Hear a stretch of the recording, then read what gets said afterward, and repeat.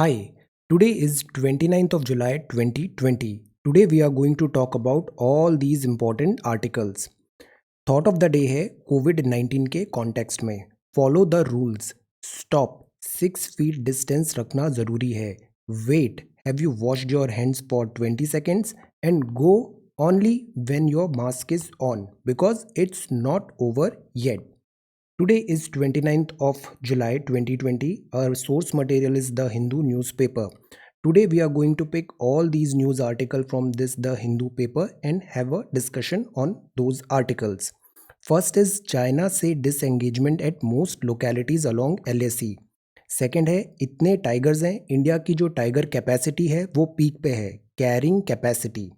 Then third is about centre enable to pay states. ये जो GST cess 2017 है तो because of fall in revenue centre unable हो रहा है इनकेपेबल हो रहा है to pay this pass on this GST cess to the states. This is notification on 74%. यहाँ हम बात करेंगे डिफेंस प्रोक्योरमेंट प्रोसीजर्स का. Fifth is about sea food export take a hit. Sixth है European Union to restrict exports to Hong Kong. Hong Kong में sanctions लग रहे हैं. Why? Because of this Beijing imposed controversial new security law. ये rural lending reviving agri gives hope. This is about business section. Eighth is about government notifies 100% FDI in Air India for these NRI. Then editorial and articles and explain में we will talk about digging deeper, the cost of haste, adopting a public system approach to COVID-19, RIC, Russia, India, China, triangle जो है ये still important है. Meeting China's intransigence with air power. Infographic in concepts में we will talk about all the prime ministers of India. ये vocabulary and grammar है, यहाँ metaphor है और ये सारे हम मीनिंग्स देखेंगे. Then we will talk about yesterday's quiz और आज का क्विज है that is based on this chemistry. So today we are going to talk about all these articles in next about 40 minutes. In around 30 minutes, we would be completing this newspaper. Then we will move to different aspects. ये the Hindu हम यहाँ पे side में carry करते हैं so that जो बहुत सारी न्यूज़ होती है वो हम इसमें साइड बाय साइड कवर कर लेंगे which are not mention in this PDF paper. So जैसे ये फ्रंट पेज है, यहाँ फर्स्ट न्यूज़ है that is about this Rajasthan cabinet seeks house session on July 31st. दिस इज़ अबाउट discretionary power of governor and several other issues जो speaker, house of speaker, office of speaker और office of governor के बीच में clashes थे. We have covered it already. Then ये है China says disengagement at most localities along LAC और ये कंप्लीट है. चाइना ने ये अभी स्टेटमेंट दिया है. तो चाइना ये बोल रहा है कि 3 लोकेलिटीज़ हैं. एक है गलवान वैली, एक है हॉट स्प्रिंग और एक है Kongka pass. If the only area where disengagement is left, बाकी जगह हो गया है, ये केवल 3 जगह ही अभी कंटेंशन है.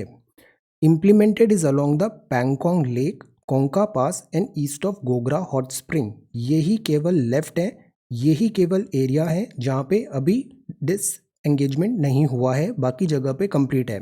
So this is also a first because पहली बार चाइनीज़ मीडिया ने यहाँ पे एड्रेस किया है कि इन सब पॉइंट पे अभी फ्रिक्शन हुआ था.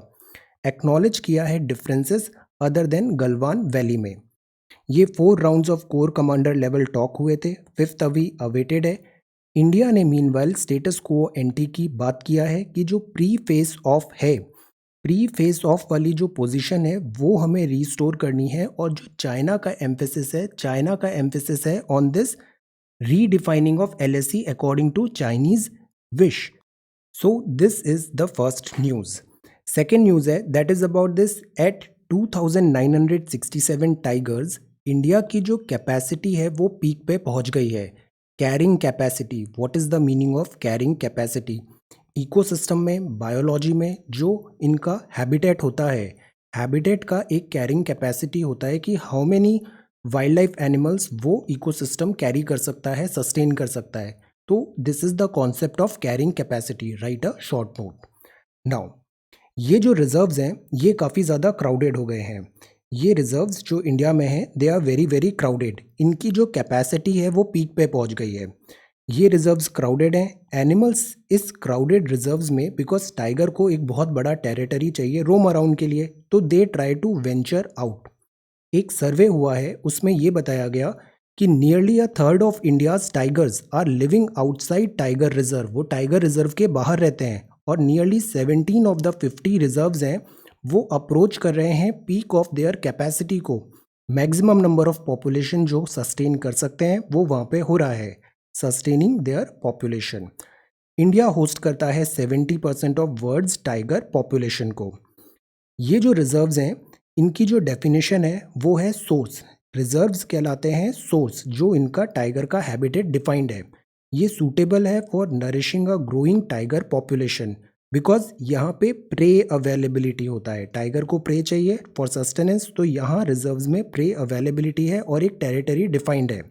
बट ये बहुत ज़्यादा क्राउडेड है, तो tigers are venturing out further from sources. और कहाँ पे जा रहे हैं? ये जा रहे हैं सिंक्स में। And much of the wild life population जो डायनामिक्स है वो समझना हो जाता है कि सोर्स और सिंक का क्या रिलेशन है। बिकॉज अगर ये सिंक की तरफ जा रहे हैं तो many a times tiger venture out करता है ह्यूमन सेटलमेंट पे, और फिर इससे मैन एनिमल कॉन्फ्लिक्ट भी होता है। सो ये एक कॉज ऑफ कंसर्न है टाइगर की लाइफ के लिए भी और ह्यूमन लाइफ के लिए भी। अभी फिलहाल के लिए 60-40 रिलेशन है, 60% इन सोर्स और 40% इन सिंक। बट ये अप्रोच कर रहे हैं मैक्सिमम कैपेसिटी, तो अभी ही हमें इस बारे का सॉल्यूशन ढूंढना चाहिए। Focus should be on developing under utilise reserve. ना कुछ टाइगर रिजर्व्स हैं वो काफ़ी फेमस हैं और काफ़ी क्राउडेड हैं, बट कुछ टाइगर रिजर्व्स हैं वो अंडर यूटिलाइज्ड हैं। तो why don't we transfer tiger in under utilised reserve में। यहाँ over nourish those that have a good population. तो जो वाइल्ड लाइफ होती है, यहाँ एक और स्टेटमेंट है, this template we can use in this international affairs as well. Wild life जो होती है ये एक सॉफ्ट पावर है। For example African continent rich in wild life, ये वहाँ का सॉफ्ट पावर है। सिमिलरली इंडिया में भी इंटरनेशनल रिलेशंस में ये काफ़ी हेल्पफुल होता है। तो we need to put efforts, provide water and fodder to animals in the forest itself. Source में ही रखना ज़रूरी है, सिंक में नहीं ले जाना है।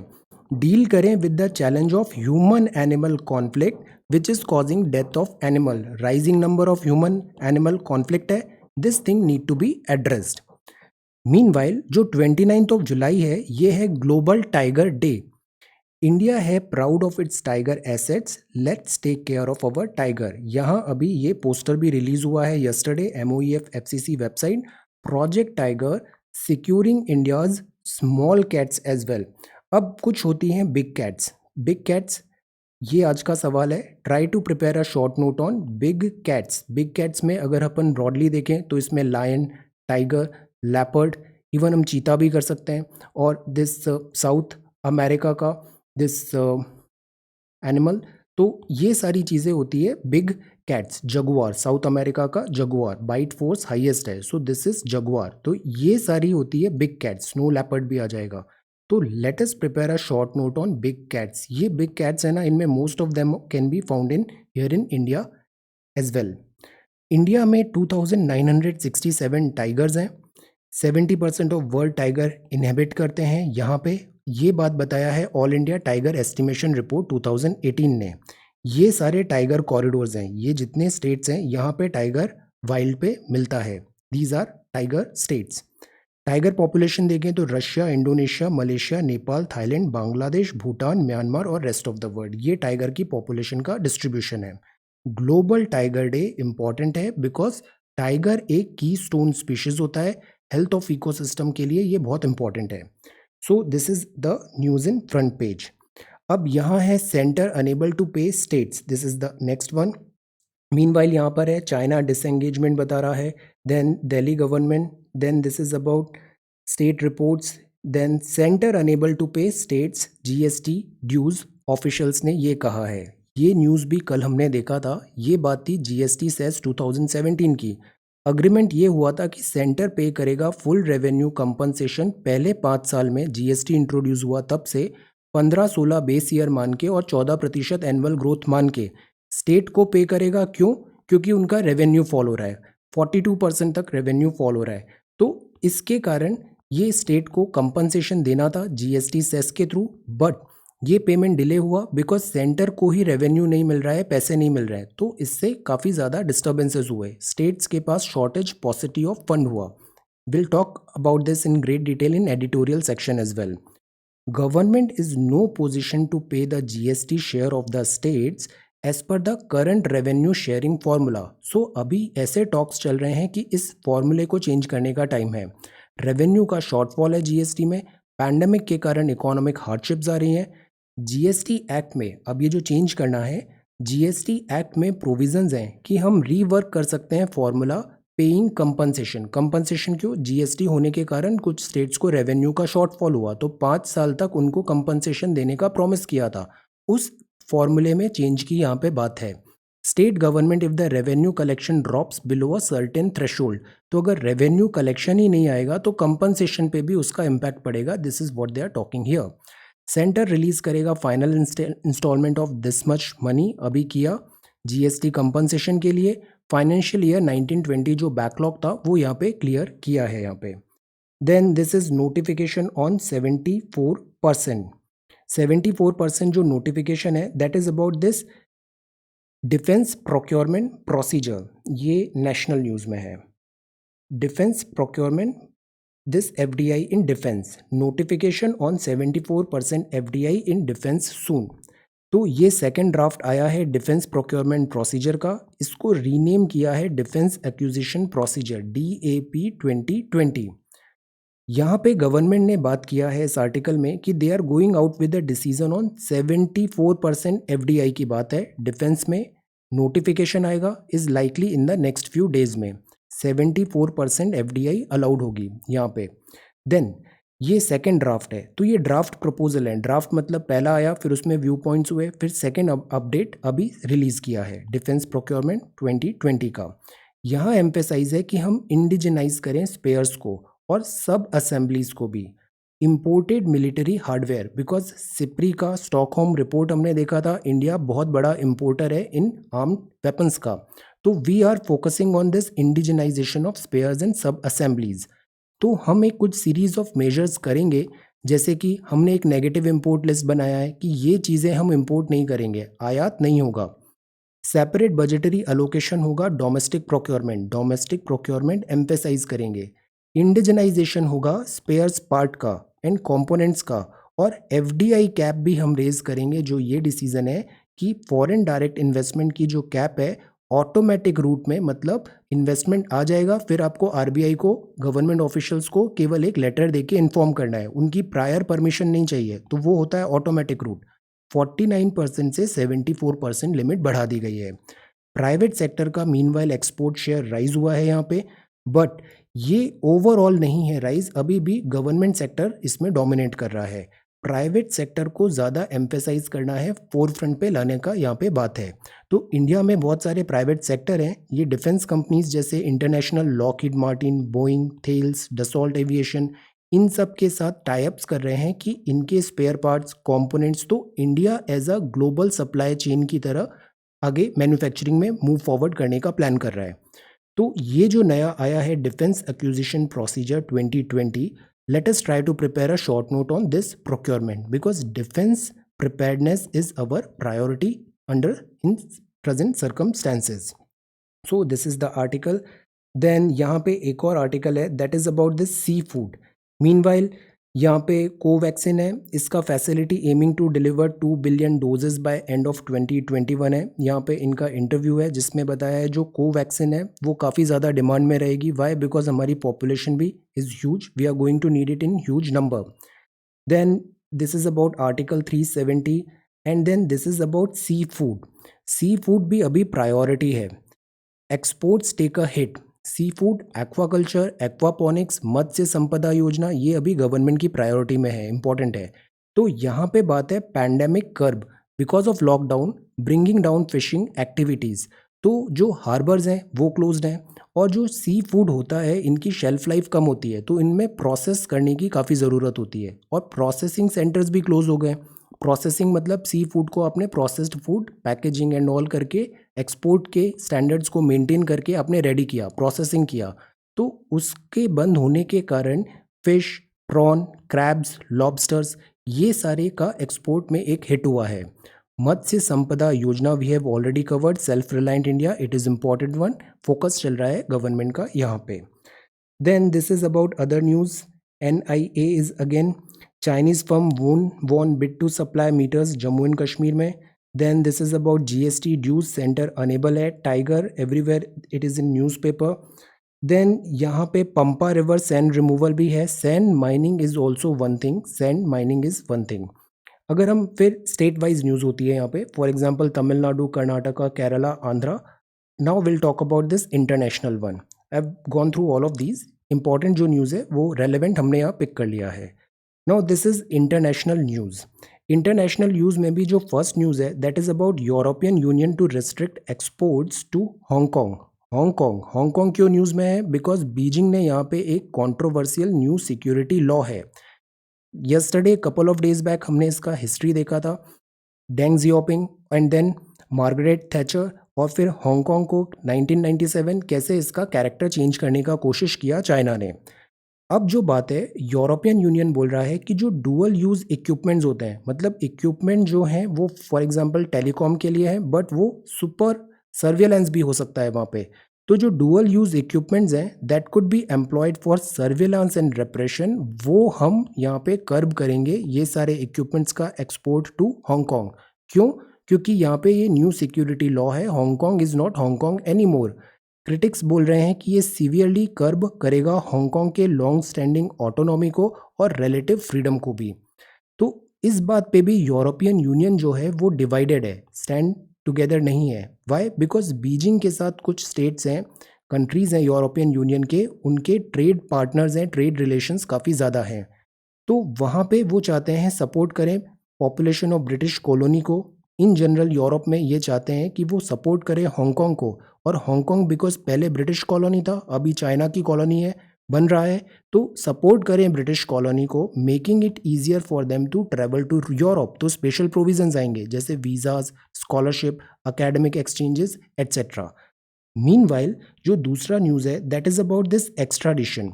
चाइना ने भी हॉल्ट कर दिया है Hong Kong extradition pact with Canada, Australia and UK. Why? Because Canada, Australia और यूके ने भी एक्स्ट्राडिशन ट्रीटी को ऑफ कर दिया था with respect to Hong Kong. Why? Because this of this new security law. Hong Kong is not Hong Kong any more. तो इन retaliation Hong Kong ने भी, चाइना ने भी हांगकॉन्ग का था एक्स्ट्राडिशन विद दिस कंट्री, वो स्टॉप कर दिया है. ईरान का न्यूज़ है. Then this is about house hearing and Belgian parliament. So this is international news. हम बिजनेस सेक्शन में जाएं तो यहाँ फर्स्ट न्यूज़ है rural lending reviving agri gives hope. Agriculture हमारा बैकबोन होता है. Most of the people are employed in this sector. Agriculture sector का रिवाइवल बहुत ज़रूरी होता है, स्पेशली रूरल लैंडिंग का. स्टेप्स हैं नीडेड टू मिटिगेट.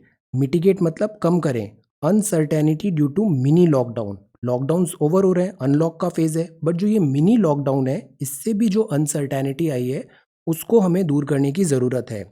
और हम बनाए V shaped recovery. V shaped क्या होता है? जैसे ये नोज डाइव हुआ, नोज डाइव होने के बाद हमने क्विक रिकवरी ले रहे हैं, तो ये वी शेप्ड रिकवरी हो रही है, इंस्टेंट हो रही है. कोविड-19 ओवर होते ही हम वापस नॉर्मलसी की तरफ बढ़ रहे हैं.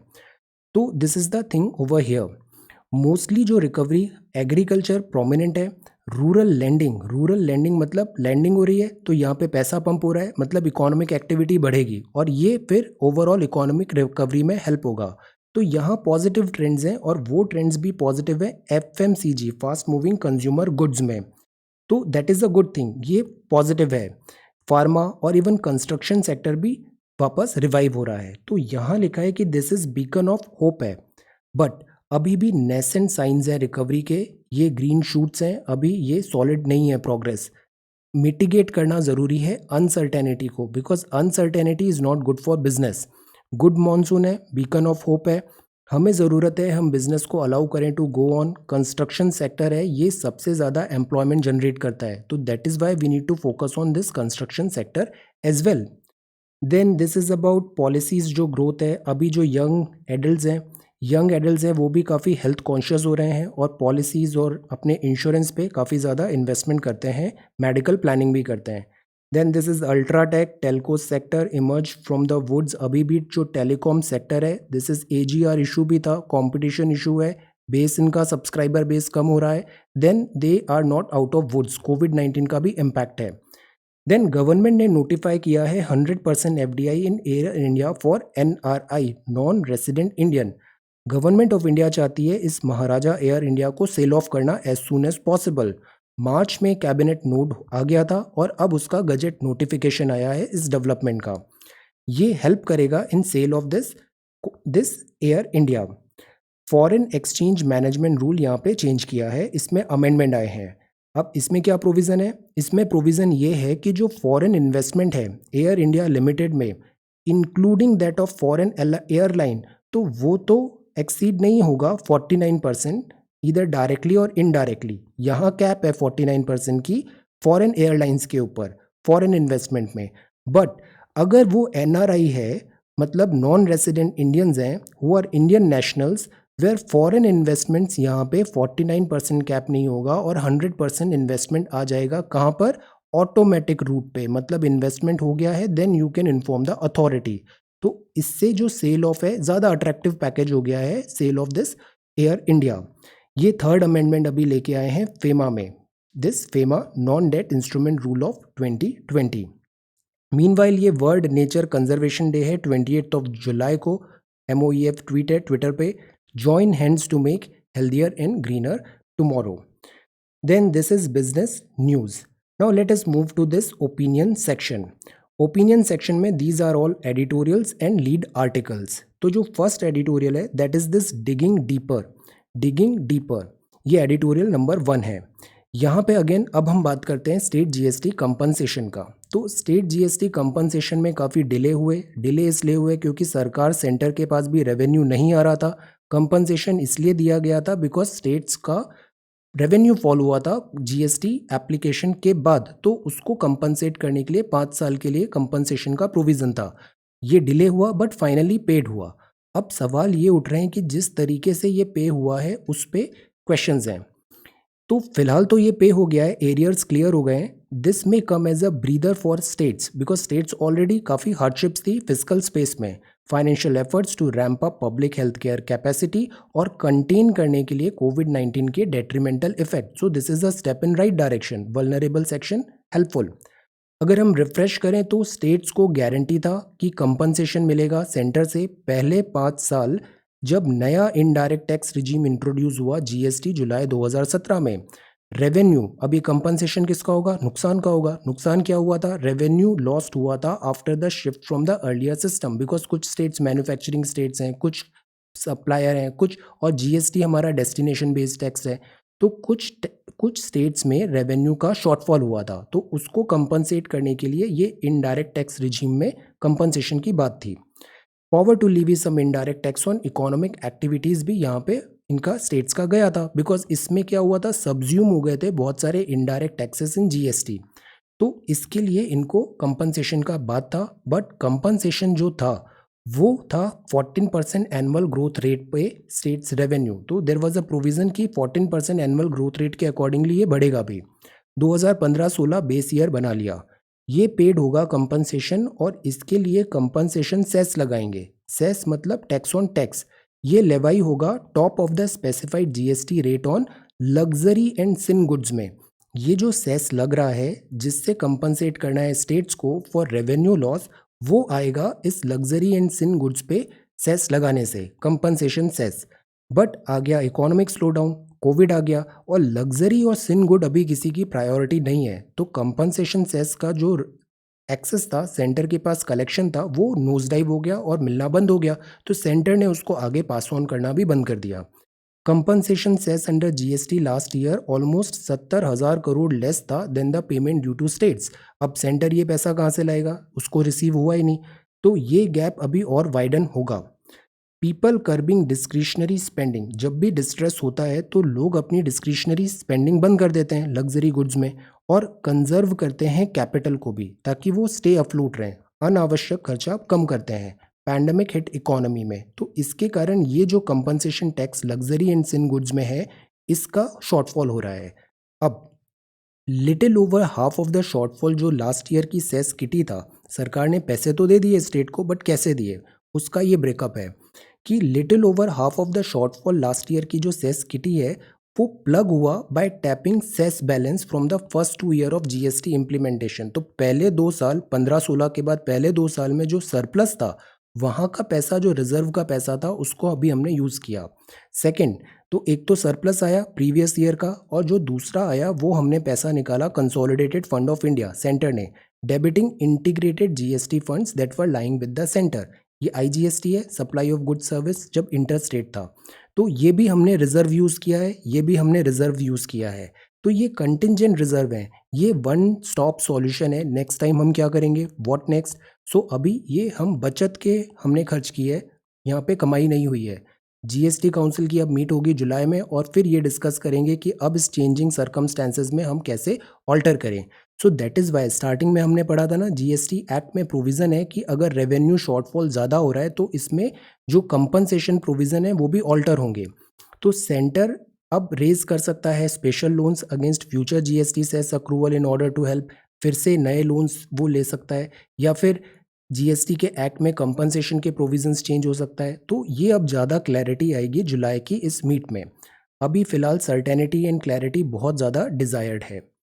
सो this is very very good article conceptually. Then ये जो सेकेंड एडिटोरियल है, this is about the cost of haste. यहाँ बेसिकली रेगुलर टॉक्स हैं कि वैक्सीनेशन में हमें हरिड अप्रोच नहीं करना चाहिए। ड्रग कंपनीज, बायोमेडिकल फर्म्स और जो गवर्नमेंट्स हैं, anything with even the slightest chance of success. तो अभी ये रेस चल रही है कि हु इज़ द फर्स्ट। ये रेस नहीं है कि who is the right one, who do it correctly. No, who is the first is the race, so which is not right. सारा यहाँ पे फोकस है कि स्लाइटेस्ट चांस ऑफ सक्सेस होता है और टॉल क्लेम्स आ जाते हैं कि we have crack this code, we have developed the vaccination of कोविड-19, which is wrong. Long timeline testing है, इस पे अभी एम्फेसाइज हो नहीं रहा है। अंडर प्रेशर है to facilitate a solution rather than stick to weighing and dwelling on evidence of efficacy and safety. ये फोरफ्रंट पे नहीं है, ये बैक सीट हो रही है, एफिकेसी एंड सेफ्टी। तो ये एक राइट प्रेसिडेंट नहीं है। वैक्सीनेशन जो है इसमें फॉरेन ट्रायल्स, ओके, जैसे अभी couple of days back news में देखा था कि अगर फॉरेन ट्रायल्स ओके हो गए हैं तो इंडिया में सेपरेटली डिटेल्ड ट्रायल्स करने की ज़रूरत नहीं है। ये जो गार्ड था वो हमने लिफ्ट कर दिया, इंडियन स्किप्स ने इंडियन ट्रायल्स को स्किप कर दिया। तो ये भी एक अगर करेक्ट नहीं है, बिकॉज जेनेटिकली भी इंडियंस हैं, फॉरेनर्स, यूरोपियंस हैं, they are slightly different. Plus किस कोविड-19 का स्ट्रेन इंडिया में है, that could also be different. So ये हाफ बेक्ड प्रोडक्ट की तरफ नहीं जाना चाहिए। Haste does not add, science में हेस्ट डज नॉट एड। जल्दबाजी में काम होता है, फिर से रीवर्क हो जाता है और एफर्ट्स ज़ीरो होते हैं, एफर्ट्स होते हैं, रिजल्ट्स ज़ीरो हो जाते हैं। तो दिस इज़ वन थिंग। फिर ये लीड आर्टिकल है, ये है adopting a public system approach to कोविड-19। इस पूरे आर्टिकल में जो प्राइमरी हेल्थ केयर है और कोविड-19 से फाइट करने के लिए क्या कैरेक्टरिस्टिक्स एंड प्रोविजंस होने चाहिए, ये सब डिस्कस किया है। इंफ्रास्ट्रक्चर, आउटकम क्या होगा, कॉन्सेप्ट्स इसमें देखें। जो न्यू यूनिक चीज़ें हैं वो ये हैं कि इंडिया का जो पब्लिक हेल्थ इंफ्रास्ट्रक्चर है वो रिस्पॉन्सिव होना ज़रूरी है and should be the principal concern of the government. हमें ये इस चीज़ पे फोकस करना है कि जो हेल्थ केयर इंफ्रास्ट्रक्चर है वो अवेलेबल होना चाहिए। ये ट्रिपल ए है, अवेलेबल, एक्सेसिबल और अफोर्डेबल। अवेलेबिलिटी है और वो अवेलेबिलिटी एक्सेसिबिलिटी भी है, और एक्सेसिबल होने के बाद वो अफोर्डेबल भी है कॉस्ट वाइज, और जो भी रिसोर्सेज हैं उनका proper utilisation is important. Now ये mostly they have talked about this कोविड-19 and health care system. Then this is about RIC, Russia, India, China triangle that is still important। ये article लिखा है PS राघवन साहब ने, very very good article, बहुत अच्छे thoughts हैं यहाँ पे। यहाँ पे ये बात करते हैं कि ये जो कॉल फॉर वेस्टवर्ड शिफ्ट है इंडिया की फॉरेन पॉलिसी में कि हम यूएस से ज़्यादा अलाइन हो रहे हैं, ये एक मिसप्लेस्ड चीज़ है। हम रशिया और चाइना के साथ भी फुल्ली एंगेज्ड हैं। वेस्टवर्ड शिफ्ट इन इंडिया की फॉरेन पॉलिसी कि हम यूएसए के स्फेयर में जा रहे हैं, दैट इज़ नॉट राइट, ये मिसप्लेस्ड कंसेप्शन है। Engagement with China and Russia is also important and we are very much into that. RIC का मीट है, इंडिया के एक्सटर्नल अफेयर मिनिस्टर ने, जयशंकर साहब ने पॉइंट किया कि we are for durable world order durable चाहिए। Major power should respect international law. हम recognize करें legitimate interest of partners as well, this is our emphasis. तो RIC की अगर हिस्ट्री देखें तो अर्ली 2000 में इसका कंसेप्शन हुआ, डायलॉग्स की बात थी, कमेंस्ड हुए, यूनिपोलर से मल्टीपोलर वर्ड जाने की बात थी। इस टाइम पे सपोर्ट था democratisation of the global economic और फाइनेंशियल आर्किटेक्चर का, और ब्रिक का भी अभी इस टाइम पे बात होगा। एजेंडा ऑफ ब्रिक था with the addition of Brazil बाद में। सो ब्रिक जो था, ब्रिक टर्म किसने कॉइन किया, इसकी भी एक इंटरेस्टिंग स्टोरी है। Tell the name BRIC. So यहाँ पे ये ऐसे ब्राज़ील यहाँ पे बात हुआ। अब इनिशियल ईयर्स जो थे उसमें तो अपस्विंग हुआ, Russia, India, China, they were coming together and doing well. But इसमें फिर आ जाता है सब text of India US ties, और यूएस के रिलेशन विद रशिया, यूएस के रिलेशन विद चाइना। तो यूएस की प्रेजेंस से आरआईसी भी इम्पैक्ट होता है। इंडिया के कॉन्टेक्स्ट में इंडिया के रिलेशन यूएस के सर्ज होते हैं। 2000 तक इंडिया के यूएस के साथ बहुत अच्छे टाइज नहीं थे। इवन जब पोखरन हुआ था तो हमारे यहाँ उस पर सैंक्शंस भी लगा दिया था यूएस ने। फिर US surged encompassing trade and investment बढ़ा। फिर ये हुआ लैंडमार्क सिविल न्यूक्लियर डील, और ये टर्निंग पॉइंट रहा। फिर डिफेंस रिलेशनशिप भी हुआ। इंडिया का ऑब्जेक्ट था to diversify military acquisition far away from near total dependence on Russia. Now this was one thing, हमारे पूरा जो मिलिट्री हार्डवेयर था अभी भी बहुत हद तक वो रशियन डिपेंडेंट है, रशियन सोर्स्ड है। तो हम इसको डाइवर्स करना चाहते हैं, तो दैट इज़ वाई हम इसराइल की तरफ गए। कारगिल रिव्यू कमेटी कल हमने पढ़ा था, हम यूएस की तरफ गए। तो we were trying to diversify our options. US का अगर चाइना के साथ देखें तो यूएस चाइना इस 2000 के बाद से राइवल्स बनने लग गए। चाइना ने अंडरमाइन किया इंडियाज़ के interest, because China US India की प्रॉक्सिमिटी हुई, तो चाइना भी अब इंडिया के अगेंस्ट होने लग गया। अंडरमाइन किया इसने इंडिया के interest. For example CPEC. Russia meanwhile US and Russia में टेंशंस हुए, रशिया G7 एलियनेशन हुआ, प्रॉक्सिमिटी विद चाइना रशिया की बढ़ने लग गई, और चाइना के पास इकोनॉमिक मसल पावर बहुत आ गया। इंडिया अंडरस्टैंड करता है रशिया चाइना डुओपोली को भी। शंघाई कोऑपरेशन और सेंट्रल एशिया भी बहुत ज़्यादा इंपॉर्टेंट है। India fully understand that. Indo Pacific जो इश्यूज हैं, ये जो रशिया और चाइना है, ये इसको यूएस का प्लॉय समझते हैं कि वो इंडिया को ड्रैग कर रहा है इंडिया पैसिफिक इशू में। बट इंडिया ने अभी क्लैरिफाई कर दिया है कि ऑटोनॉमी ऑफ एक्शन हम चाहते हैं। जैसे अभी हम चेन्नई व्लादिवोस्टॉक मैरीटाइम कॉरिडोर की बात है, ताकि रशिया के साथ भी हमारे रिलेशंस बेटर हों। इंडिया क्वेस्ट है ऑटोनॉमी, तो ये बहुत इंपॉर्टेंट है। We want this autonomy of action जो बेस्ड ऑन जियोग्राफिकल रियलिटीज़ हो, हिस्टोरिकल लेगेसीज हो, और ग्लोबल एम्बिशंस हो। ये कोई रेसिडुअल नहीं होना चाहिए कोल्ड वॉर माइंडसेट का। तो जैसे नॉन अलाइनमेंट की बात थी, हम इंडिपेंडेंटली ऑटोनॉमस वे में इंडिया के बेस्ट इंटरेस्ट में स्टेप फॉरवर्ड करना चाहते हैं, not because of some alliance system और स्फीयर ऑफ इन्फ्लुएंसेस। मीनवाइल अब ये जो पूरा आरआईसी है और वर्ल्ड ऑर्डर है, ये डिपेंड करेगा यूएस प्रेसिडेंशियल इलेक्शंस के आउटकम में। मिस्टर ट्रंप और बिडेन, ये आउटकम डिटरमाइन करेगा कि ट्रंप प्रेसिडेंट बन रहे हैं या बाइडेन बन रहे हैं, कि आगे कैसे कोर्स ऑफ एक्शन होगा। तो these are some very good insights. ये है meeting China's this intransigence with air power. ये आर्टिकल है, this is about this one. ये आर्टिकल लिखा है मिस्टर मनमोहर बहादुर जी ने। ये एयरफोर्स एक्स रहे हैं, ex chief. Meeting China's intransigence with air power. यहाँ ये रफेल का कॉन्टेक्स्ट दिया है, चाइना से कैसे हमें डील करना चाहिए। See, why would a nation heading toward world power status gamble man money and reputation for a few square kilometre of inhospitable terrain. China aggressive हो रहा है, बट वाई? इनहॉस्पिटेबल लद्दाख की इस टेरेन के लिए, फ्यू स्क्वायर किलोमीटर के लिए China इतना रिस्क क्यों लेगा? मैन का, मनी का, रेपुटेशन का। वर्ल्ड ग्रैपलिंग पैंडमिक है, वो इसका एडवांटेज लेना चाहता है क्या? तो ये जो लिखा है ना, read in between the lines, China की इंटेंशन क्या है। पिक्चर अभी बाकी है, the film is not over. We need to understand what China का गेम प्लान क्या है। इंडिया के फेवर में है geopolitics, Indian ocean, sea lanes of communication. Air power में भी इंडिया बेटर है in comparison to China. China अभी अनटेस्टेड, उनकी जो मिलिट्री है, कभी वॉर लड़ा नहीं है, प्रिपेयर्ड है। उनके जो लॉजिस्टिक्स हैं वो कितने रिलायबल है, मिलिट्री हार्डवेयर उनके पास है या नहीं है, ये एक सवाल है। वो रिलायबल, ऑथेंटिकेटेड, वॉर प्रूफ नहीं है। इंडिया मीनवाइल जो आर्मी है, इसने वॉर लड़े हैं, बैटल्स लड़े हैं, और एयर में भी we have got this superiority. China की स्ट्रेंथ है उसकी इकोनॉमी, चाइना के पास पैसे हैं बहुत सारे, मिलिट्री उसके पास नेगेटिव है। तभी वो Gulf war plus plus type situation बनाना चाहता है। चाइना प्रूव करना चाहता है कि we are world power now. तो इकोनॉमी ही नहीं, पैसे ही नहीं, हमारे पास मिलिट्री पावर भी है। This China wants to send a message.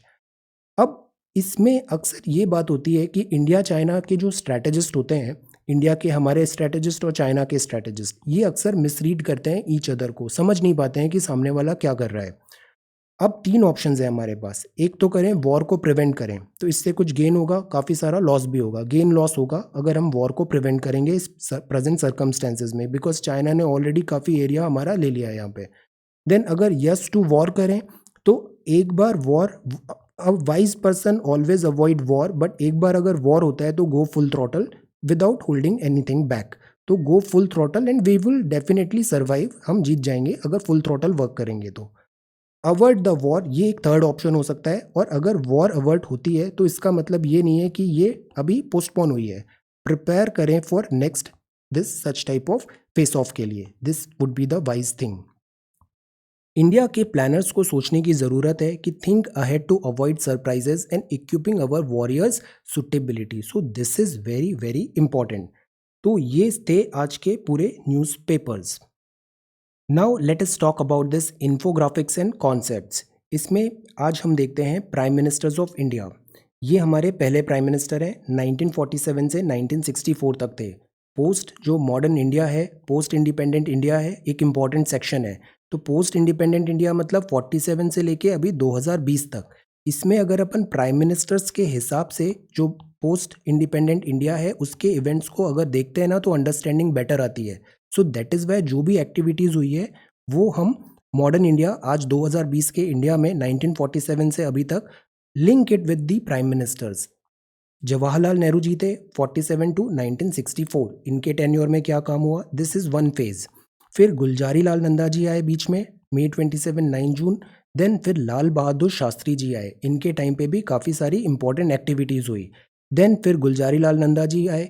Then फिर आई इंदिरा गांधी जी 1966 टू 1977। फिर इसी बीच हमने कल पॉलिटी में भी पढ़ा था कि इमरजेंसी आई। देन फिर मोरारजी देसाई आए 77 टू 79। देन फिर चरण सिंह आए 79 टू 1980। फिर इंदिरा गांधी जी आई 80 टू 84। फिर इसके बाद आए राजीव गांधी जी 84 टू 89। फिर विश्वनाथ प्रताप सिंह जी आए 89 टू 1990। फिर चंद्रशेखर जी 1990 टू 1991। फिर पीवी नरसिम्हा राव जी, ये बहुत इंपॉर्टेंट टाइम था 1991 का जब एलपीजी आया 1996 तक। देन फिर अटल बिहारी वाजपेयी जी आए, फिर एचडी देवेगौड़ा जी आए, फिर इंदर कुमार गुजराल जी आए, गुजराल डॉक्ट्राइन 97 1998। फिर वाजपेयी जी वापस आए, Kargil 1999, Pokhran, so many important things. फिर मनमोहन सिंह जी आए 2004 से 2014 तक। फिर 2014 से प्रेजेंट तक नरेंद्र मोदी जी हैं। तो ये हैं सारे इंडिया के प्राइम मिनिस्टर्स और इनके अकॉर्डिंगली हमें देखना है 1947 तक तो हिस्ट्री पढ़ते हैं हम, 1947 से 2020 तक इंडिया का प्रोग्रेस। ये वोकेबुलरी एंड ग्रामर है। ये है मेटाफर। मेटाफर का मतलब क्या होता है कि characteristic of one thing to describe something else. एक कैरेक्टरिस्टिक हम किसी चीज़ को एक्सप्लेन कर रहे हैं। मेटाफर मतलब ये सिमिली नहीं होता है but does not use the word as or like. दोनों में सिमिलैरिटी है बट एज और लाइक यहाँ पे नहीं है, थोड़ा डिफरेंस है मेटाफर में और सिमिली में। जैसे कि my grandpa says that life is roller coaster. Life को इन्होंने रोलर कोस्टर बता दिया है तो दिस इज मेटाफर। एक्चुअल में नहीं है बट वो बता रहे हैं। मम says that I am the Apple of her I. So Apple नहीं है बट हम बता रहे हैं उसे indirectly, so that is a metaphor. Teacher says that my brain is a computer genius. तो टीचर बोल रहे हैं कि आपका दिमाग कंप्यूटर है। एक्चुअल में कंप्यूटर नहीं है बट वो कंप्यूटर जितना इफेक्टिव और फास्ट और एफिशिएंट है, तो this is a metaphor. Dad says my grandma has a heart of gold. Mum says my room is a disaster zone. Dad says that time is money. Time actual में money नहीं है but this is a metaphor. Mum is a walking encyclopedia. तो ये चीज़ होती है metaphor. ऐसे ही अब अपन देखेंगे बाद में सिमिली भी। सिमिली में हम एज और लाइक भी यूज़ करते हैं। तो दीज आर सर्टेन थिंग्स जो राइटिंग स्किल्स में हमें कभी रिक्वायर्ड होती है। जो लिखा है एक्चुअल वर्ड मीनिंग नहीं देखना है उसका, वो मेटाफर है। ये है इनकॉन्ग्रुअस। इनकॉन्ग्रुअस मतलब वो आउट ऑफ प्लेस है, बेमेल है वो चीज़। इंट्रासाइजेंस मतलब कट्टरता है, चाइना की इंट्रासाइजेंस, जीलेट्री और हार्डनेस। स्ट्रनुअस का मतलब है वो बहुत जोरदार है, एम्पैटिक विन है, स्ट्रॉन्ग विन है। Emphatic success in your examination. Expeditious का मतलब है शीघ्र करना, शीघ्र करना, प्रॉम्प्ट, फास्ट, गुड, जल्दी करना। Good should be expeditious, good should be aggressive. Assault का मतलब होता है हमला, धावा बोलना, अटैक, इन्वेजन करना। अक्रूवल का मतलब है वहाँ पे संग्रहण हुआ है, act of accumulating something, accrual, this जो टैक्स अक्रूवल है, बेनिफिट्स अक्रूवल है। देन मैंडरिन, ये वर्ड अक्सर यूज होता है नौकरशाह, चाइनीज में जो ऑफिसर्स थे उनके लिए ये यूज होता था। अभी भी जैसे नॉर्थ ब्लॉक के जो मैंडरिन है वो सोच रहे हैं जीएसटी कैसे हम वर्कआउट कराएं, तो वो नौकरशाह ब्यूरोक्रेट्स हैं, अधिकारी हैं, top official bureaucrats. Daunting task है मतलब वो बहुत डिफिकल्ट और कठिन टास्क है। ये कल के क्विज के आंसर्स हैं। सोलर एक्लिप्स कब होता है? एक्लिप्स मतलब ये तीन बॉडी हैं, sun, earth, moon. Sun source of light है, सोर्स ऑफ लाइट को मून बीच में आ गया, ब्लॉक कर दिया, तो शेडो किस पे आ रही है? सन पे आ रही है, तो ये सोलर एक्लिप्स हो गया। ये जो बीच वाला नैरो जोन होता है दैट इज उम्ब्रा, और ये जो ब्रॉडर होता है that is called this penumbra. So C is the right answer. ये सीवी रमन साहब है, नोबेल प्राइज मिला था इन्हें, स्कैटरिंग का इन्होंने कॉन्सेप्ट बताया था, scattering of this light. So this is a. ये है रेडियो कार्बन डेटिंग। ये जो रेडियो कार्बन है ना, ये डिसइंटीग्रेट होता है, हाफ लाइफ होता है, तो इसके हिसाब से हम बता सकते हैं कि कितना टाइम पुराना ये फॉसिल है, उसमें कितना डिके हुआ है accordingly. So that is called this radio carbon dating. Age find करते हैं अपन फॉसिल्स का, रॉक्स का भी।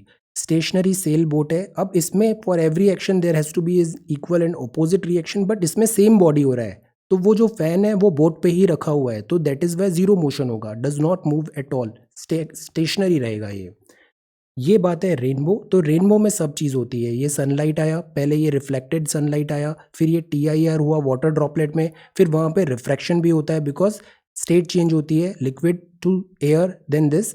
तो ये होता है reflected, reflection, TIR and refraction, तो तीनों कॉन्सेप्ट्स होते हैं यहाँ पे।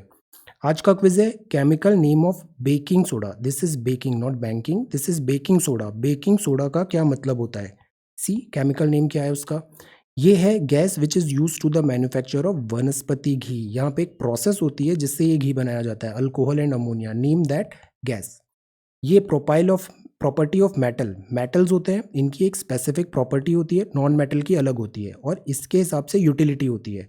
तो मेटल से अपन पतले वायर बना सकते हैं जैसे कॉपर है, तो ये कौन सी प्रॉपर्टी है? सोनोरस, डक्टिलिटी, मेलिएबिलिटी या कंडक्टिविटी।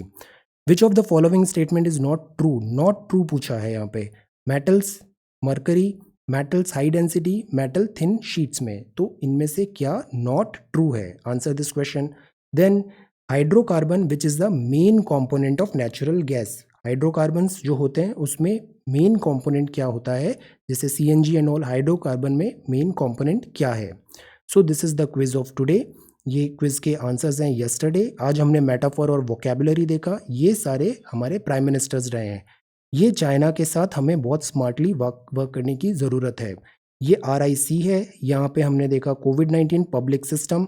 कॉस्ट ऑफ हेस्ट, जल्दबाजी इज नॉट गुड, एक बार करना है, धीरे करना है, पर अच्छे से करना है। डिगिंग डीपर, ये GST रेवेन्यूज एंड ऑल है, GST कंपनसेशन। जुलाई में इसकी एक और मीट होगी, will have a relook. World nature conservation day है। FDI in Air India for NRI अभी 100% कर दिया है ऑटोमेटिक रूट पे। Rural lending reviving agri gives hope, ये रिस्ट्रिक्शन की बात है हांगकांग में। Why? Because this new security law by China. Sea food export पे it takes a hit. Short note on this defence acquisition procedure DAP 2020, ये नया rename हो गया है, DAP 2020 है ये अब। Then this is about centre enable to pay states, ये अबाउट टाइगर्स है। हम टाइगर्स में बिग कैट्स क्या होती है और इंडिया में कौन सी बिग कैट्स हैं, protection, there are so many things to write, ये बहुत ज़रूरी है बिकॉज ये जो वाइल्ड लाइफ है ये सॉफ्ट पावर भी होती हैं। Then this is about China says disengagement, carrying capacity पे भी शॉर्ट नोट।